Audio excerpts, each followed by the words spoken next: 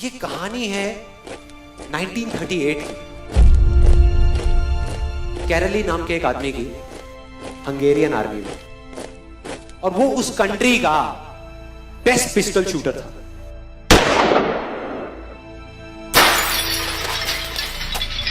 जितनी भी national championships हुई थी उस कंट्री में, उसको वो जीत चुका था।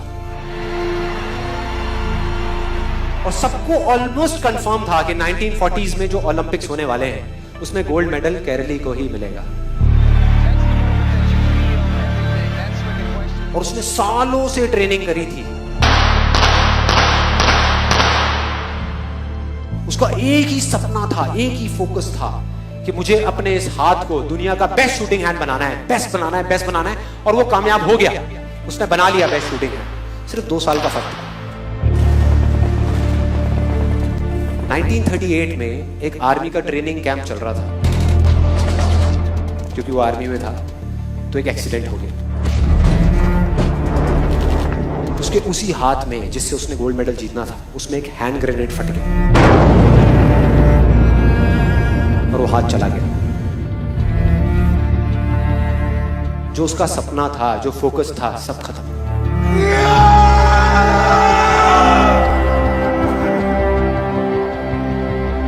उसके पास 2 रास्ते थे। एक तो ये कि वो बाकी की पूरी जिंदगी रोता रहे और कहीं जा करके छुप जाए, या अपना जो गोल था जिस पे उसने फोकस किया हुआ था उसको पकड़ करके रखे।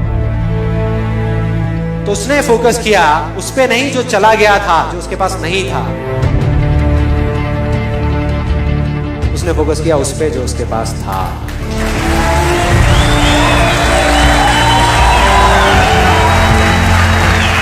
जो उसके पास था। और क्या था उसके पास में? एक लेफ्ट हैंड, एक ऐसा हाथ जिससे वो लिख तक नहीं सकता था। 1 महीने तक उसका हॉस्पिटल में इलाज चला इस हाथ के लिए, और सही 1 महीने बाद अपनी ट्रेनिंग शुरू कर दी इस हाथ की।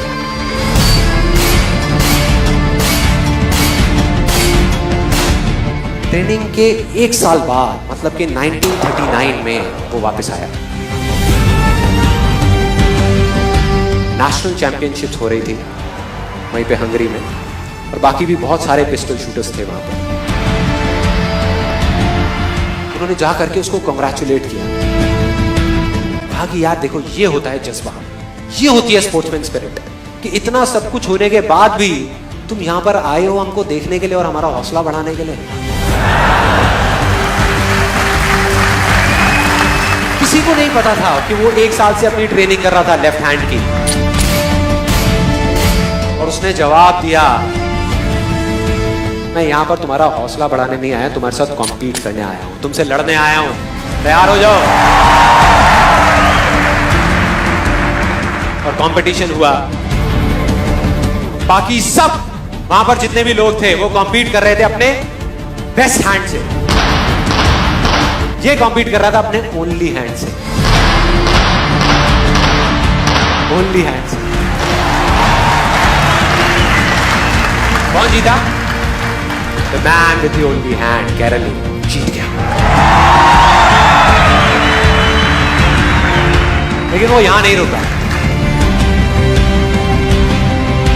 उसका गोल क्लियर था कि मुझे इस हाथ को इस कंट्री का नहीं, इस पूरी दुनिया का बेस्ट शूटिंग हैंड बनाना है। उसने अपना सारा फोकस उठा करके डाला 1940 पे, जब ओलंपिक्स होने वाले थे। लेकिन 1940s के ओलंपिक्स कैंसिल हो गए वर्ल्ड वॉर की वजह से। –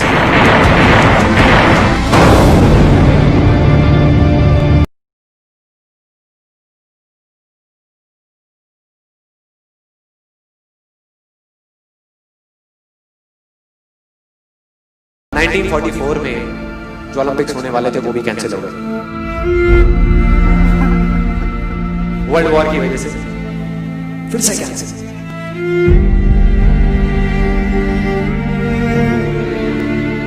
उसने अपना सारा फोकस उठा करके डाल दिया 1948 के ओलंपिक्स में। 1938 में उसकी एज थी 28 साल। 1948 में उसकी एज हो चुकी थी 38 इयर्स।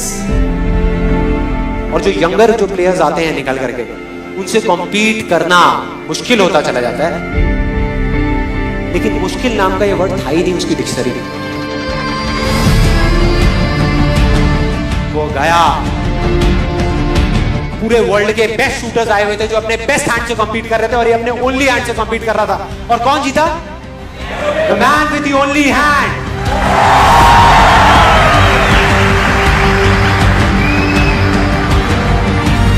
लेकिन वो तब भी नहीं रुका। 1952 ओलंपिक्स, दोबारा कॉम्पीट किया उसने, और इस बार गोल्ड मेडल कौन जीता? गैरल ली। 4 साल बाद दोबारा से, और पूरी की पूरी हिस्ट्री को बदल करके रख दिया ओलंपिक्स। इस पर्टिकुलर कंपटीशन में उससे पहले किसी भी एथलीट ने लगातार 2 गोल्ड मेडल्स नहीं जीते।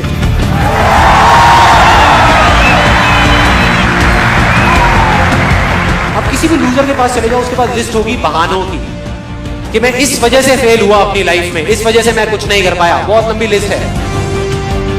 और दूसरी तरफ विनर के पास चले जाओ, उसके पास में 1000 वजह होगी वो ना करने की जो वो करना चाहता है, सिर्फ एक वजह होगी वो करने की जो वो करना चाहता है, और वो कर जाएगा।